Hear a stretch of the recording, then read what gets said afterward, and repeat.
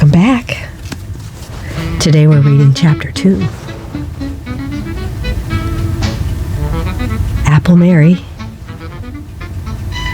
and Dennie's Lucky Apples.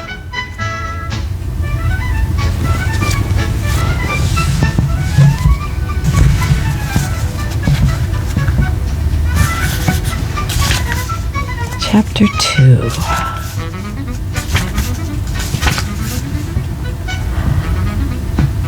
Good news.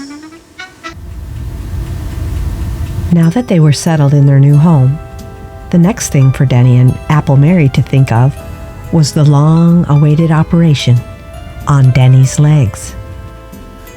Are you going to take me to Westchester Clinic for my operation, Grandma? Asked Dennie, naming the most famous clinic in that part of the country. The doctor said you should go there, Dennie, and I want you to have the best of everything, was Mary's cheerful reply. Although the thought of the long separation made her feel far from cheerful. I wish I didn't have to go to Westchester, though, Dennie admitted wistfully. If I stayed here in town, Bill could come and see me.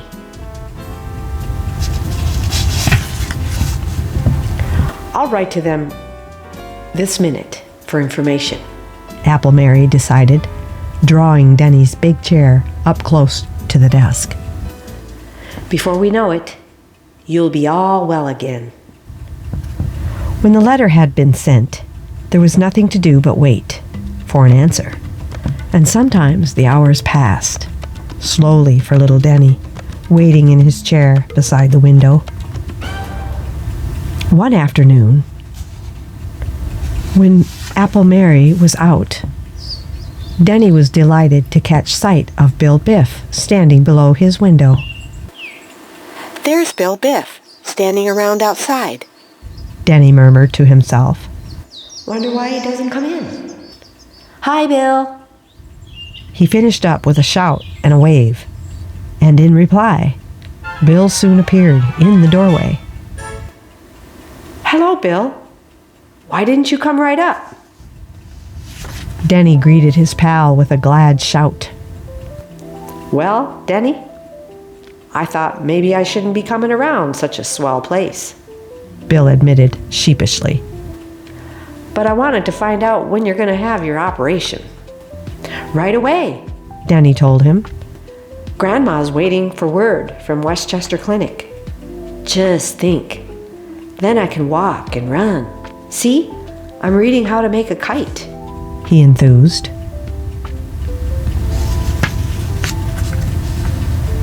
Holding out the open book. Do you know how, Bill? Sure, Offered Bill. What do you say we make one now?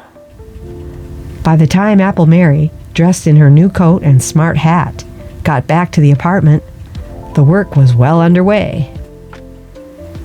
Gee, it's a beauty, Bill, Dennie breathed as Bill put the finishing touches on the kite and held it up for inspection. I wish we could try it out right now. Bill looked cautiously around him, and then he carried the kite across the room while Dennie held the string. I'll toss her in the air, Dennie, he instructed. You pull the string hard and make it sail across the room.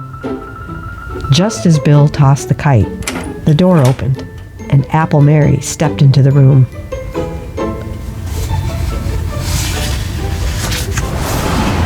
A gust of wind caught the kite and slapped it down over the astonished woman's head. Help! Help! She cried as the heavy paper mashed her new hat. Mary, Gasped Bill Buff. ruin my hat and laugh about it, will you? Sputtered Apple Mary, shaking an angry fist at the embarrassed Bill. Mary, listen to reason. He began, but he soon found himself outside a tightly closed door. Now Mary's anger began to leave her. Here I wanted to talk to Bill about Dennie's operation.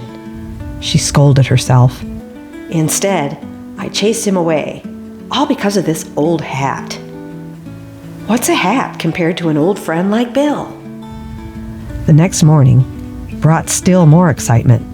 At the postman's ring, Apple Mary flew to the door. Letter for Mrs. Mary Worth. The postman announced, holding out a large envelope. Mary needed only one glance at its return address. It's from Westchester Clinic. She cried, rushing into the room where Dennie waited. Dennie, it's come. The letter from the clinic. Good gracious, I'm so excited. Hurry and open it, Grandma. Dennie urged her.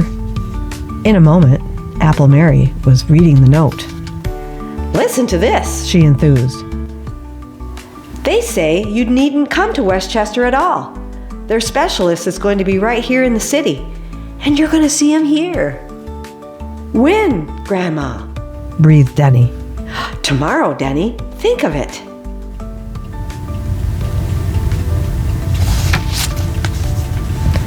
If I stay here, Bill Biff can come see me while I'm getting well. Grinned Dennie. Gee, I wish tomorrow would hurry.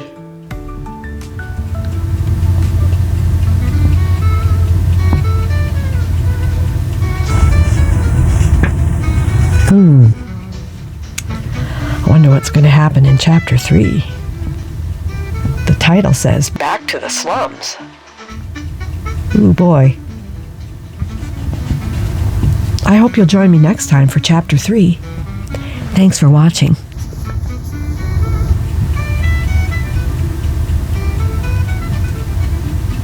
See you next time.